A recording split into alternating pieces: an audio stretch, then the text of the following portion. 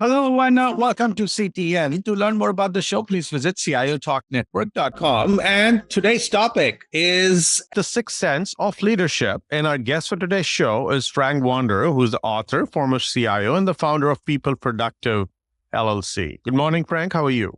Sanjog, good morning. How are you? Oh, life could not be better. How are things with you? Things have been going very well. Really enjoying the new business a lot. I think the timing has been perfect, actually, because people want to build productivity and innovation. So yeah, I'm feeling good about things.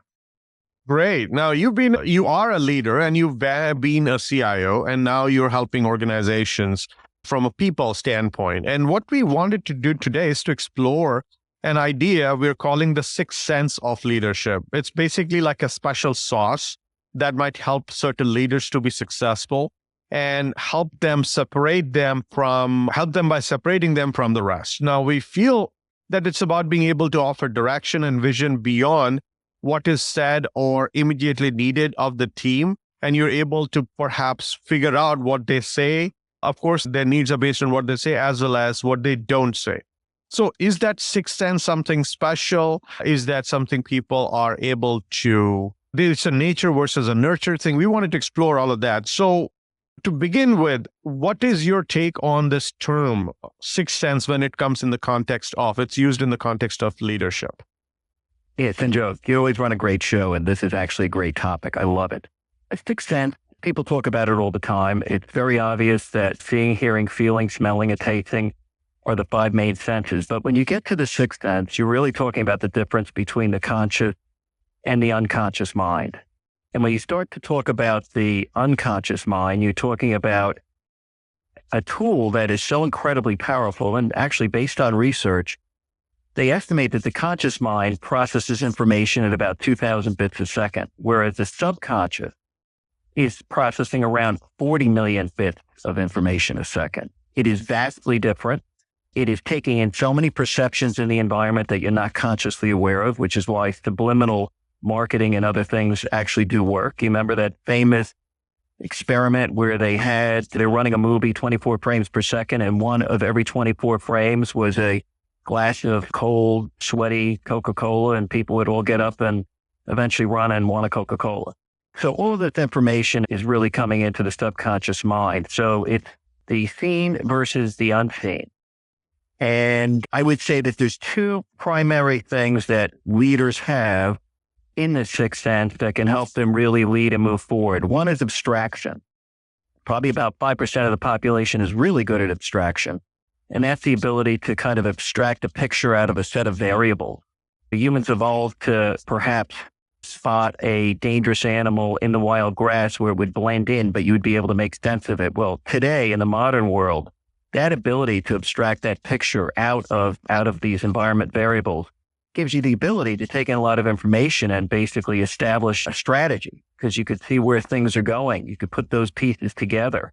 And in a sense, the ability to do that is somewhat of a gift, but all people have some level of abstraction. There's also social intelligence. So all of these kind of social cues and other things that are going on. Much of a human interaction is really all these nonverbal cues. Humans didn't evolve speech until some point very late in their evolution. So much of the communication was nonverbal. The subconscious brain is taking all of this in all the time, and you can consciously take it in and be aware of it and use it. So that slight squint in the eye, maybe somebody that you're asking questions to is beginning to show discomfort as their leg starts moving. Leaders should understand really and begin to take in all the information to understand what is everybody's baseline behavior. Just get a feel for the place. And then when those behaviors change, of course, that's a cue that there's perhaps something you should dig into. So much of this comes down to building that sixth sense, because everybody has it. A very interesting way to position the term sixth sense and what's the genesis of what this is. Now, the answer that you gave and the ways that you suggested somebody could figure out what somebody is looking for or doing or thinking by their nonverbal cues, which is body language and Correct. those type of things. Now, let's think about a leader by design, and we're talking about an organizational leader. They may not always be sitting in front of or next to an individual who they're trying to figure out, and they may not be trying to do one at a time. They might be trying to figure out what's the mindset of a group of people or the company as a whole or subgroup, whatever that might be. But all that has to be somehow sensed, made sense of, and then act accordingly so that you are building a positively reinforcing cycle, if you will, or a feedback loop, which will keep making you better. And as a result, you build the respect, they follow you, and life is good. How do you take like two people not present or not working together, not in front of each other, and still be able to develop that sixth sense? Is there something like that even possible? You've hit on a very important topic, and it's this whole notion of remote worker. People are working remote from one another today, and people often feel that they don't really have a sense of what's going on with an individual who's working remotely because you have only the voice cues. That means you're missing an awful lot of information that you would be taking in through your eyes and looking at the surroundings, looking at the individual's interaction. So you really don't have all the information. And the question comes down to, you've got to get to know the organization. If you have a lot of remote people, Sanjog, you're going to have to get out and meet these people. You're going to have to get around and get out of the office, because once you meet them, you build a different level of trust. You'll get to know somewhat their baseline behavior. In big organizations, you're going to know the people well a couple levels under you. You're not going to know everybody. You'll notice a lot of people. You meet a lot of people, but you get to know the people who are a couple layers below you very well. And you can build that sixth sense. You can begin to drive remote worker engagement, which is very important as a leader who has remote workers, because you can begin to pay attention with them, build that relationship. So I think there's a lot you can do with remote workers, but ultimately you've got to build trust with the organization, because you're going to want to be able to take in as much information as possible. Unfortunately, the human factors that drive productivity and innovation, all of these things we're talking about, are a blind spot, because coming out of the industrial era, people were nothing more than interchangeable parts. And today, unfortunately, in many cases, are treated as an expense and not an asset. So leaders are going to have to develop these skills. They haven't leveraged them, they haven't developed them, but they need to develop that sixth sense. There's no question about it. So in a way, you're saying that we have to first make the best use of our five senses and also spend some time with these people in order for us to develop that sixth sense. Now, this is interesting. We did an exercise yesterday as part of us seeing how to best address this topic. And we created a clustering is a form of exercise that's like building mental maps with people. When we said, what would make someone follow you, lead you, and think that you really are a good leader? That means you provide resources. And these are, I'm literally reading off of those balloons that were created. So provide resources. You genuinely care, and you have to show signs of the genuinely care that you care. Then you make them safe and secure, make them feel safe and secure. You make things easy for them to learn and or adapt. You fulfill promises. You make them independent. You connect and communicate. You solve their problems, get to know them as an individual, and provide direction and vision. Now, these are all the different balloons I just rambled here. And all of these things have to somehow be done with people, whether or not they are present, and they should somehow be able to connect these activities or these givings from a leader back to the leader for the cumulative effect for a follower to feel that you are the right leader, and that's why I'm going to follow you, and I'm going to do everything in my capacity to follow your vision that you're laying out. You see where I'm going with this? Yeah, totally. There's no question that individuals make a choice on whether or not they want to follow the leaders they have. There are a lot of different factors that will get an individual to follow a leader. You mentioned caring. Caring is one of the most basic acts, and I believe that is fundamental to being a servant leader. A servant leader sees his job as making the individuals in the environment under him as successful as possible. If you happen to have 1,000 people or more working for you, even if you have 20 people working for you, your job remains the same. You've got to create 20 or 1,000 of the most productive individuals possible. And you're going to care about the environment they work in. You want to create a fun, open environment. You're going to understand that the work is really done by the connectedness of all these people. I always call it the social fabric of IT. That is, in fact, the means by which work gets done. People are highly connected. They contribute a piece. I like to look at it oftentimes as if you're a conductor and they're composers and they're all supplying certain notes to the symphony that has to get written. And your job is to make sure that they all play incredibly beautiful music together. And trust is so fundamental to the entire equation, and caring is one of the mechanisms or primary mechanisms that enables individuals to eventually develop trust. And there's a cycle of caring, and it's called noticing, feeling, responding. And you notice something about the other individual. Maybe they're looking down because you're familiar with them and their behavior. You notice their expression. You feel that in yourself, and you respond. And you walk over and say, look, you're looking a little down today. Anything I could do to help you? And the mere fact that you actually responded is going to improve their mood. And we know from the studies of Wharton and other places, that mood will stay up for the rest of the day, greatly increasing productivity. We could talk a lot about this, strategic trust and other things that make people want to follow you, but it's all about the fact you care and you're a leader that's taking them to a place where they believe is a good outcome. Now, Frank, when we look at whatever we are trying to do within an organization, one is that we will have to kind of know them before we lead them. And in order for us to do that, there will be a certain time that we might have to spend with them. When you are coming to a new organization as a leader, does it become a catch-22, or is there a waiting time that only when you get to know them and only when you start working with them incrementally is when they will see that you care, and all those different areas that we just discussed will start falling into place? When you arrive in a company, there's an onboarding process as a leader. I've onboarded in many companies. People are going to wait and see if your deeds match your words. You have to have a very clear understanding of who you are as a leader, and right up front, you're going to communicate it. I would always come into a place and say, we're going to build a caring organization.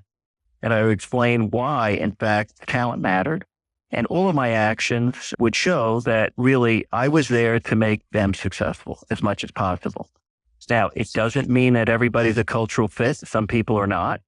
And you really do have to actually help people who aren't a cultural fit move on. That's part of caring about everybody and building a high-performing culture. But if your deeds, and people will really respond to not what you say, but what you do, because what you do is really what drives kind of organizational behavior, because people model your behavior as a leader. It comes down to you being authentic and having what you do match what you say, making sure that, in fact, you're building an environment where people do care about one another, where there's trust, transparency, openness, people are accepted for who they are, and you nurture good talent and enable them to grow. And if you do that and you create an environment where people are really collaborative and enjoy coming to work, where they're finding meaning in what they do, where you're setting high expectations, giving them control, all these human factors are what really drive, ultimately, the high-performing culture and people wanting to follow you because they believe in the environment you're building and the vision you have. And naturally, you've got to have a good strategy, right? This whole notion of strategic trust is vitally important, because if you have a fun environment, but you really don't have a good strategy, people are not going to want to be part of it. Can this be humanly possible for a leader sitting up there where he or she does not meet every single soul who belongs to that organization on a regular basis, to be able to convey that you care and you are going to do everything that it takes for every individual to grow to the best potential they have? And that would in turn result in you basically becoming the leader which everybody wants to follow. You, as a leader, you really can't, in a large organization, personally touch everybody. You can communicate with everybody. You can have lots of town hall meetings. You can be seen. There'll be a vibe about who you are throughout the organization. If you're a really good leader, there'll be a positive vibe about who you are that, in fact, does touch everybody. So indirectly, you really do have an influence on everyone in the organization and what they believe. If you have an exciting strategy and people believe in it, it's going to create a positive vibe. So you will, in fact, influence everybody in the organization. And this is ultimately what makes people want to follow you. I would add on to that if you really do care about the environment and you're going to build a high-performing culture, you are going to understand that there are subcultures that exist, and you're going to make sure those subcultures all align with the vision and the beliefs that you have. And that's done by having a behavioral model that everybody embraces. And once you do that, not only have you touched the people, but you've built a culture that is in the image of what you told them was going to exist. And out of that, people will be excited and will want to follow, and they will be part of the organization. Your turnover will go down, workforce productivity goes up, all the good things start to happen. Let's take a quick break, listeners. We'll be right back. And Frank, let's look at when we come back is to see what, again, coming back to that special sauce, which is sixth sense, that can be developed so that you know when to step in and or prod or coax or do nothing at all. Because while you will try to do things which will convey the message that you care, but you got to get the job done as a leader and meet some goals that business has brought you for. So in order for you to do it, does a leader demote themselves to be a manager for the time being and still possess that sixth sense, or they can stay where they are and still get the job done? Let's explore this more, listeners. When we come back, please stay tuned.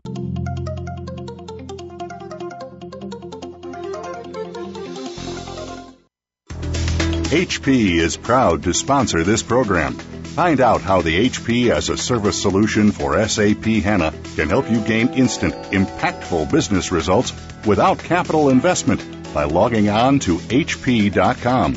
Transform information into intelligence and a competitive advantage with a full spectrum of SAP HANA products and services from HP, a global SAP hosting partner.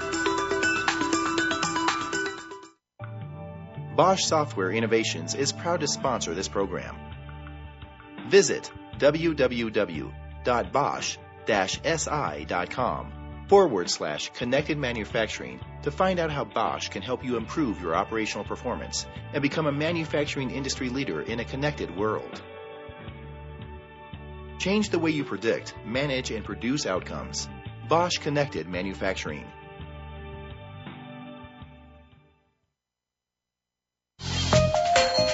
HP is proud to sponsor this program. Tap into our expertise, innovation, and services to bring your most important workloads to the cloud.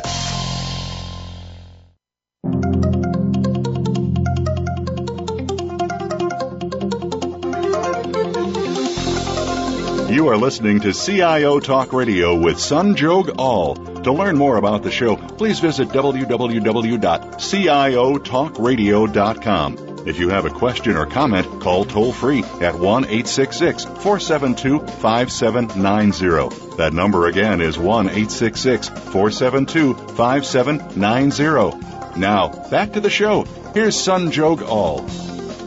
Welcome back. So, Frank, while it's cool and sexy to say I'm a leader, so I'm going to lead the troops and be the Pied Piper. However, we were brought in, were paid the mega paychecks in order to get certain things done.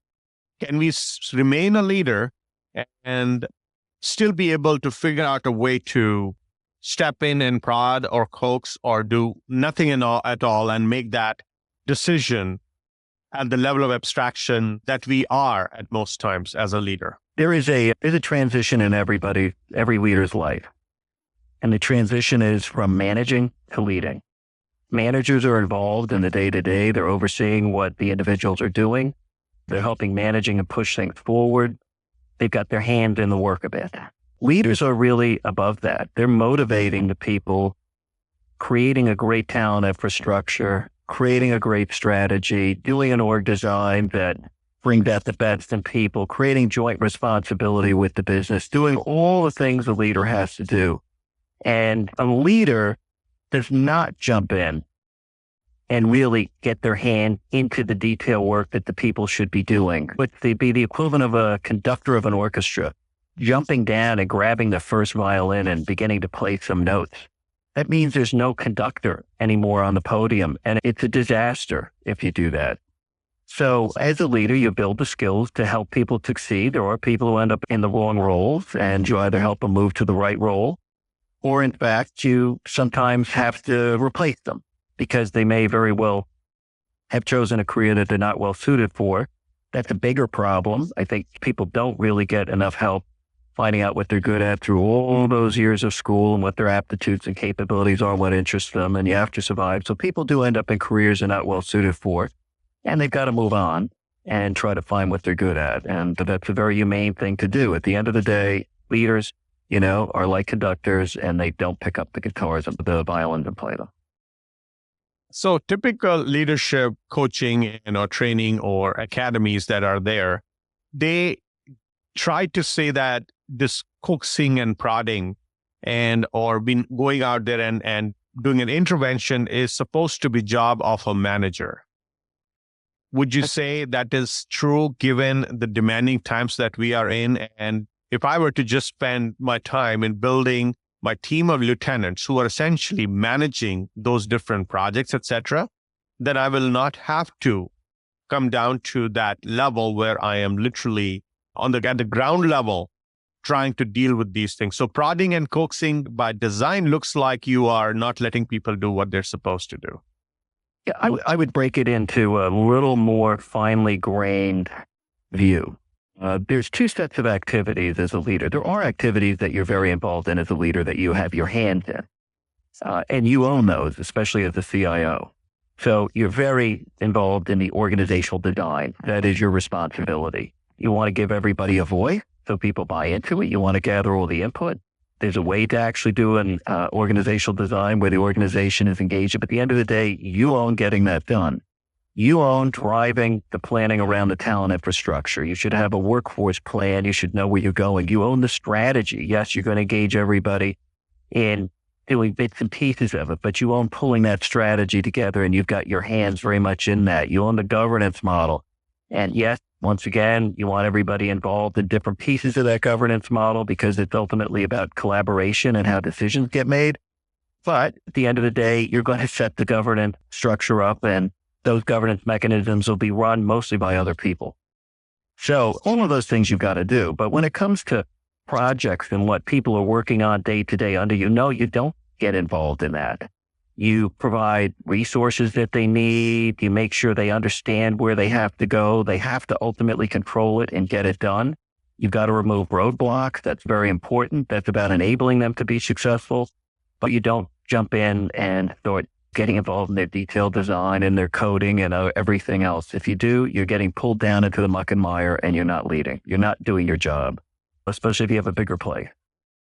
Would you say that in a situation where we have teams who are experiencing problem and you wanted to be that progressive parent who always would jump in at the first sign and go and try to help, instead like to have them struggle, not in a negative way, but in a healthy way, try to figure it out?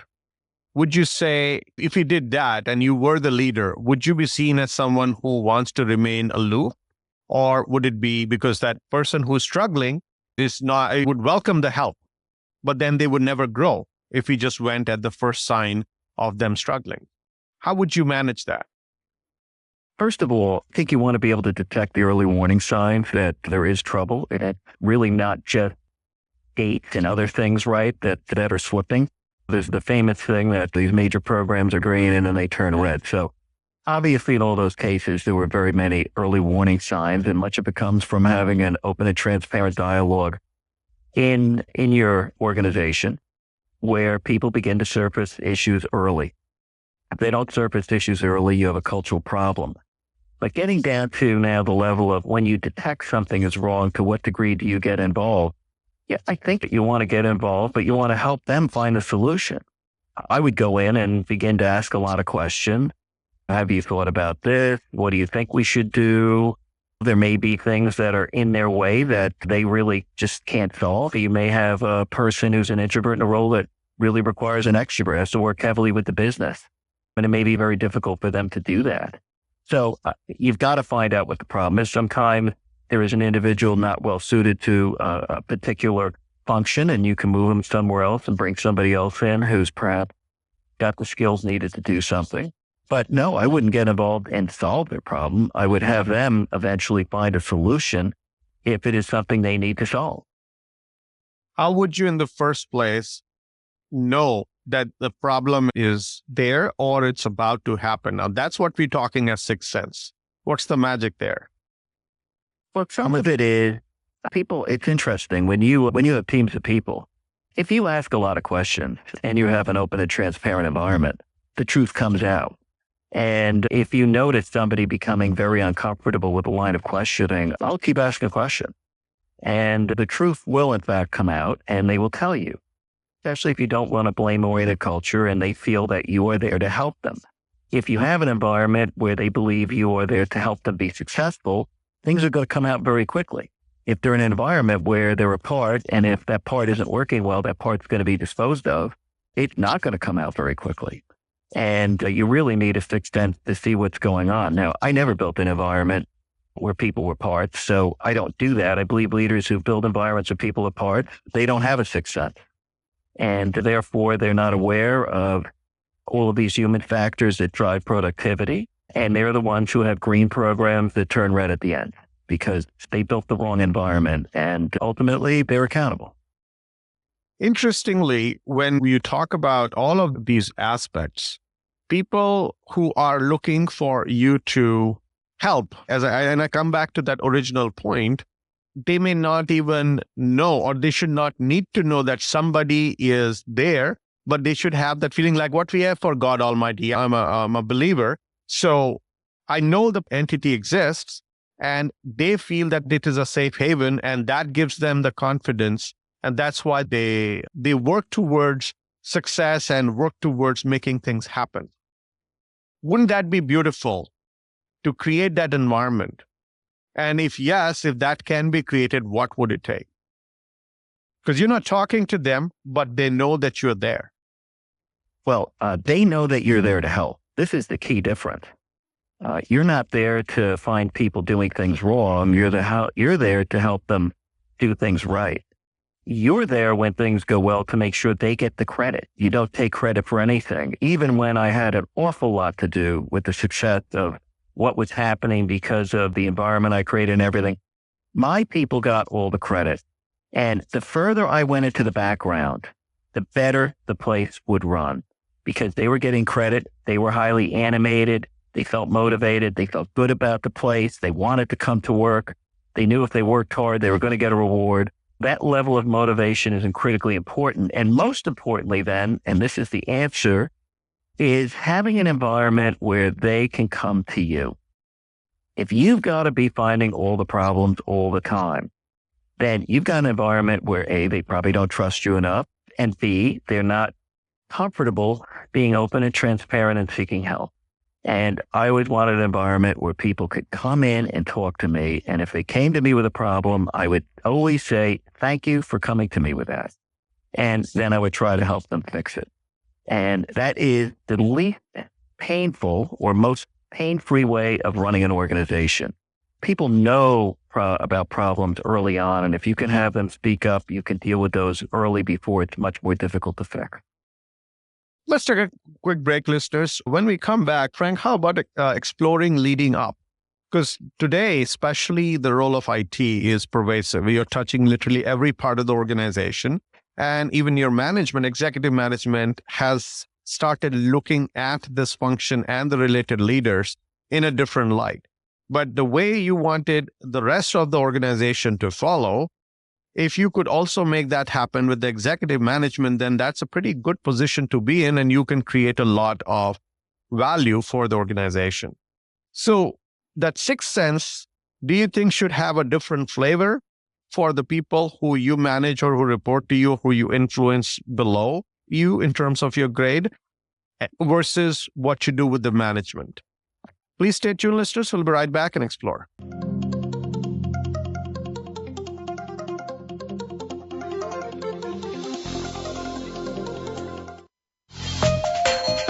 HP is proud to sponsor this program. Tap into our expertise, innovation, and services to bring your most important workloads to the cloud. Bosch Software Innovations is proud to sponsor this program. Visit www.bosch-si.com/connected manufacturing to find out how Bosch can help you improve your operational performance and become a manufacturing industry leader in a connected world. Change the way you predict, manage, and produce outcomes. Bosch Connected Manufacturing. HP is proud to sponsor this program.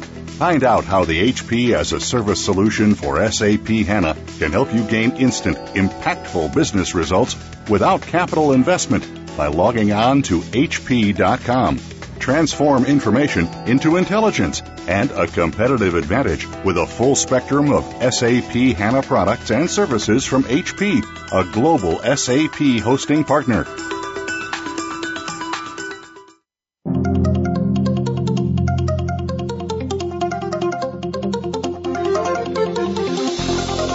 You are listening to CIO Talk Radio with Sanjog Aul. To learn more about the show, please visit www.ciotalkradio.com. If you have a question or comment, call toll-free at 1-866-472-5790. That number again is 1-866-472-5790. Now, back to the show. Here's Sanjog Aul. Welcome back. So, Frank, let's talk about leading up and creating that flavor of sixth sense to have such an environment created even where the management would want to follow you and look up to you. Is that possible? And if yes, then how do we do this? It's not only possible, it's absolutely critical. If you look at how IT is changing, and it's changing very rapidly, this whole notion of everything as a service, and I think everything as a service is an exaggeration. But I think the notion of competitive necessity as a service, which is the things that are core to your business, is not an exaggeration. All of that is moving to the cloud. You've got social, you've got mobile, you've got big data, you've got data scientists and talent analytics. With all of these competitive necessities beginning to move out to the cloud, the leaders of the corporation really, they may not see all of this. They know a lot of it's going on, but in IT, as a CIO, you have a purview and an understanding that they don't have. And in order to be credible in the organization, you're going to have to be successful. You're going to have to onboard and you're going to have to deliver. Typically, when I come into an organization, the first thing I want to do is stabilize the environment. And this is the credibility building phase. You're typically there because something wasn't going well. There are jobs where people retire and it's running well, but in many cases, somebody's been let go and they're not happy. So you've got to really listen. And I think that's one of the five senses. You've got to listen and understand what's going on. You've got to look at the social dynamic of the organization, that sixth sense of really who's got power, what are the unsaid things that you need to know, all that tacit knowledge. You've got to pick that up. And you've got to establish credibility by stabilizing the environment, then optimizing it. If you come in and start talking about all of these big strategies that you're going to implement and you're focusing on that and the systems aren't up and aren't working and you've got problems with the vendors, you're going to lose credibility immediately, right? People don't want to hear that. They want things to work and run. They need what they need done. You've got to get the basics working and working well, and then you can move on to putting those strategies in place. And if you've built credibility, you should be able to show what the business value of these things are and to win over the business. And that's vitally important. And it's based on this credibility and trust. Now, leader, and let's take the example of an IT leader, because we are CIO Talk Radio, so let's talk about that. Your role as a CIO, or I'm talking to all CIOs who may listen to this or other leaders, is to develop that sixth sense, create that organization where they like to follow the leader, and then start doing right things for the right reasons. So in short, they could become leaders in their own right, wherever they are in the organization. And given the tenure of you as a leader, if it's just 4 years or less, when you move on, anyone else comes, they make that path easier so that every person who comes in is not reinventing the wheel.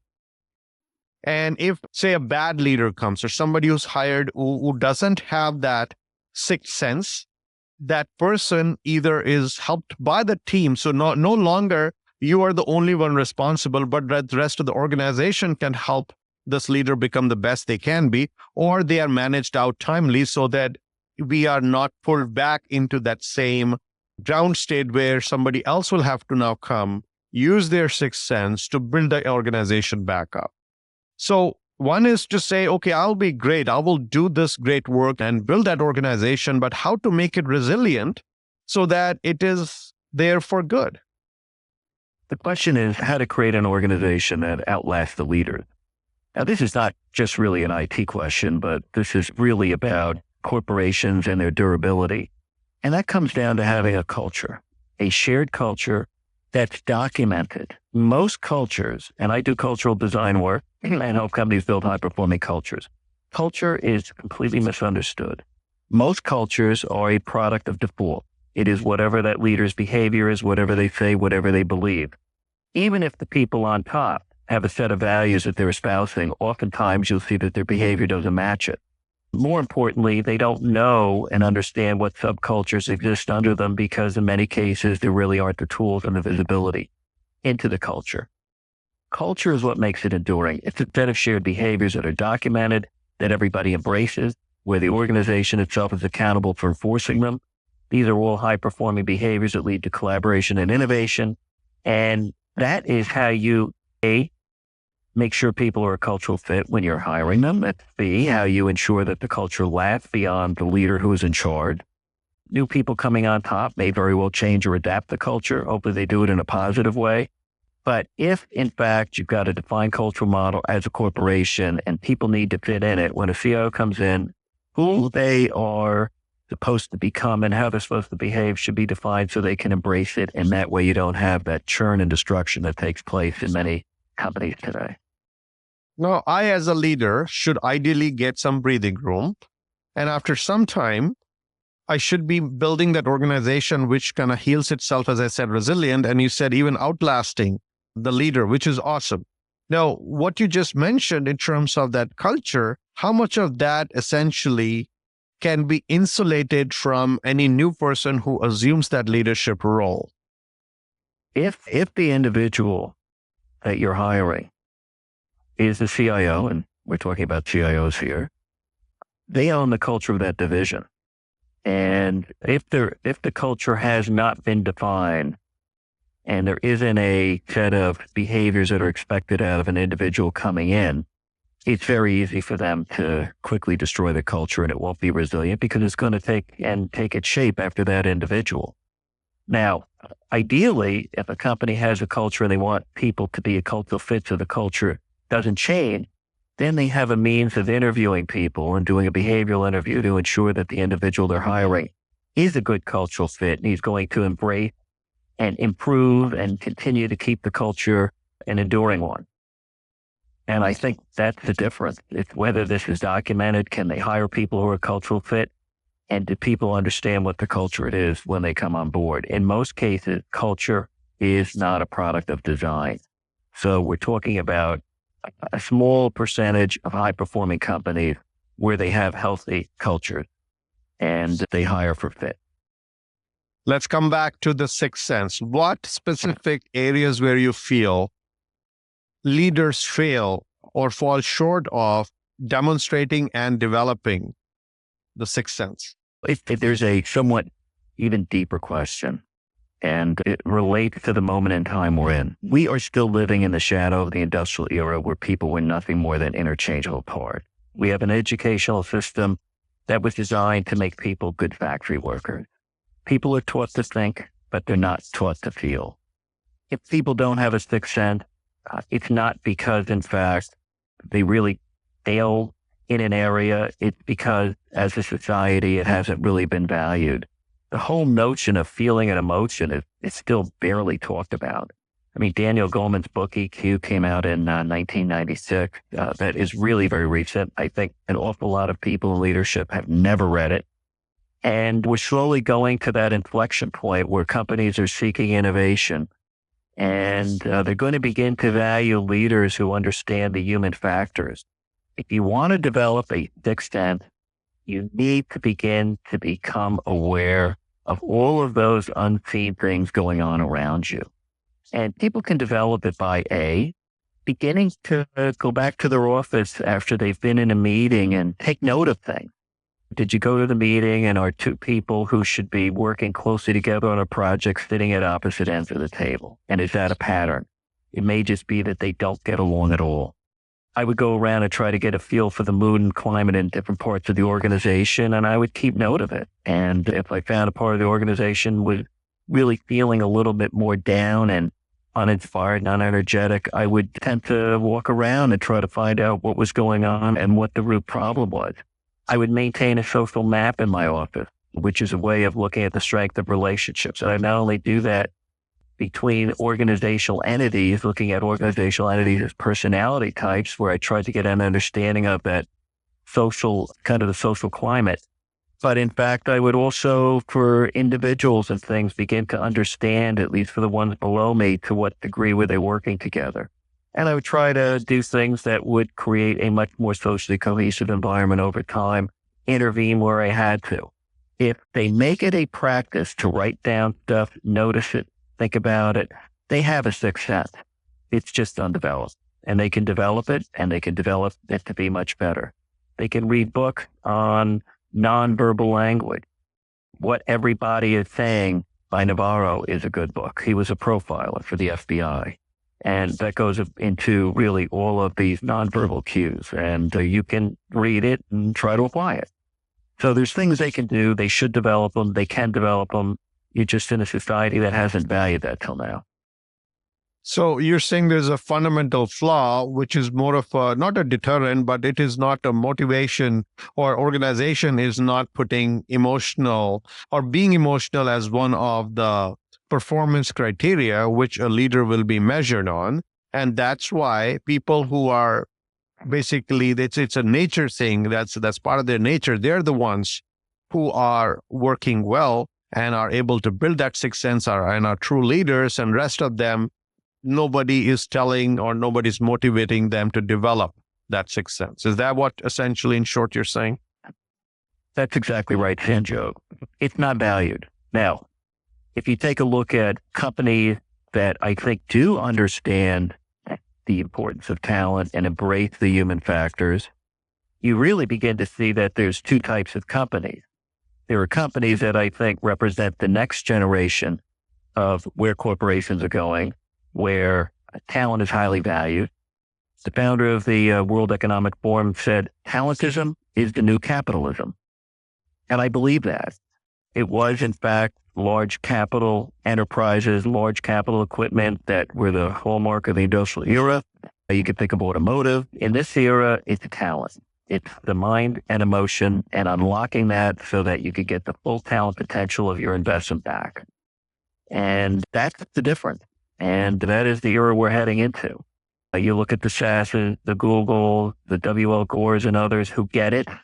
These are the companies that build high-performing environments, and they do a lot of things that really do unlock the human factors of productivity and innovation, even if they don't call it that. In fact, they are. And there's 100 years of research into human factors. There's the burgeoning branch of neuroscience where people are beginning to understand the human equipment a lot better.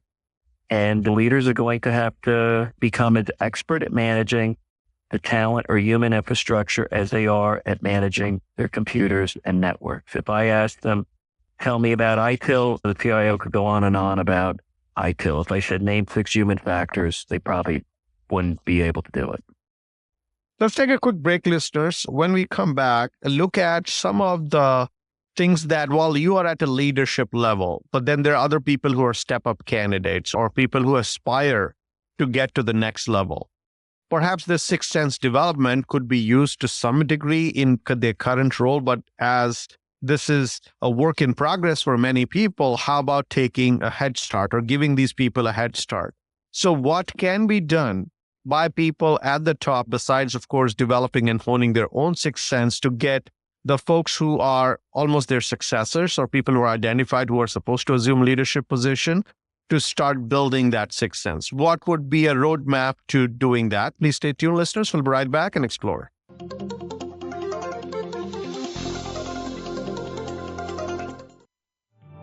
Bosch Software Innovations is proud to sponsor this program. Visit www.bosch-si.com/connected manufacturing to find out how Bosch can help you improve your operational performance and become a manufacturing industry leader in a connected world. Change the way you predict, manage, and produce outcomes. Bosch Connected Manufacturing.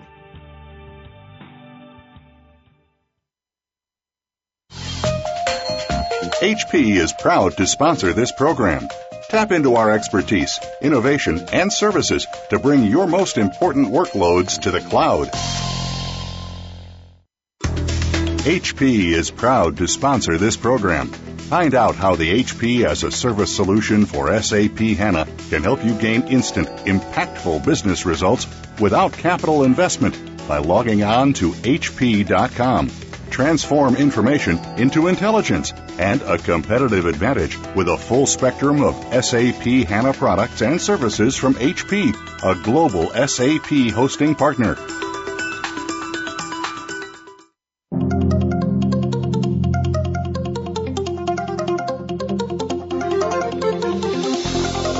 You are listening to CIO Talk Radio with Sanjog Aul. To learn more about the show, please visit www.ciotalkradio.com. If you have a question or comment, call toll-free at 1-866-472-5790. That number again is 1-866-472-5790. Now, back to the show. Here's Sanjog Aul. Welcome back. So, step-up candidates, people who aspire to be leaders, and maybe they are leaders in their own right, but they are not fully cooked in terms of developing their sixth sense.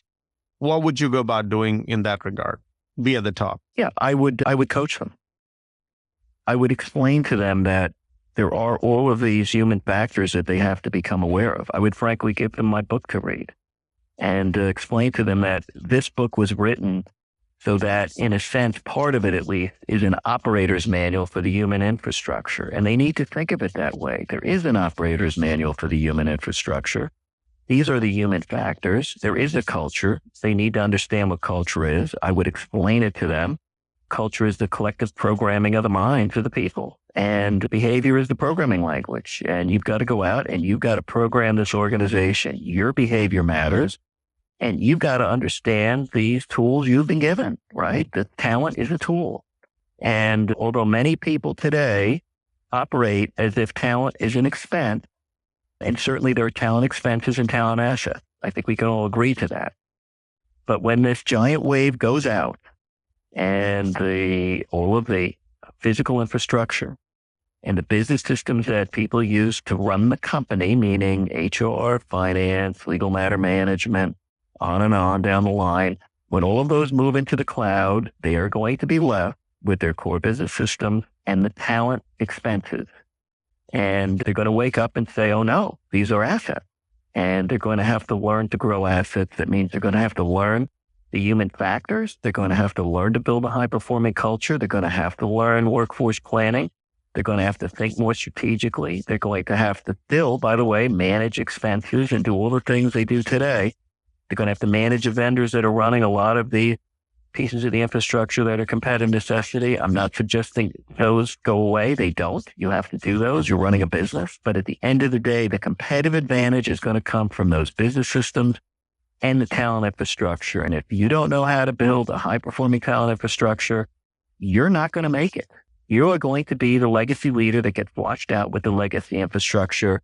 And as you're babbling about ITIL and uptimes and everything else, the chief digital officer and others will be eating your lunch because they'll be sitting there at the table talking about all the things that matters, the strategy and what we need to do and the talent and how we're going to get talent in here who knows how to really do mobile and social and everything else.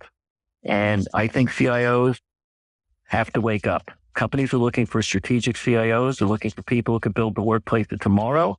And they've got to stop focusing on the workplace of today. You've got to have that down, nailed down, running well, stabilized, optimized, but you better be building the workplace of tomorrow and shedding those things that are competitive necessity. With multiple generations coexisting today, and that sixth sense development, of course, it seems like that it will be key for any leaders who are going to be looking to be successful and be valued in an organization. Would you see the DNAs of how we had the baby boomers versus Gen X versus Gen Y, any difference among those or any different techniques to get them to where they can best be in terms of sixth sense development? I think the baby boomers have really the least sixth sense of anybody. And I think that the millennials that are coming up probably have the most. They're more socially aware. They've been dealing with social environments. People say, in fact, oh, look, they're They're always instant messaging their tools. They don't know anybody. They actually do care about one another. They care probably less about some of the trappings that go with a job than the quality of the job and the environment that they work in, right? They want to work on something interesting. So the human factors are, in fact, going to be very motivational for them, creating environments where they're given control, which is a very well-known human factor documented since the 1950s. And that's why, in fact, if you give people like a day a week to go off and work on things that they find interesting, when they're given that level of control and they can pursue interests, which means it's tied to their aptitude, they're more likely to be emotionally connected to it, great things begin to happen.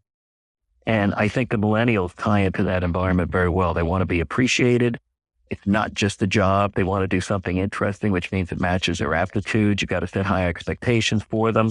The Gen Xers are kind of in the middle, right? You've got ones that are close to the boom and born 1965 and after. Boomers are 46 to 64. And then you've got the millennials, the ones who are kind of closer to the millennials. So they're a blend, given that they're situated somewhere on this spectrum.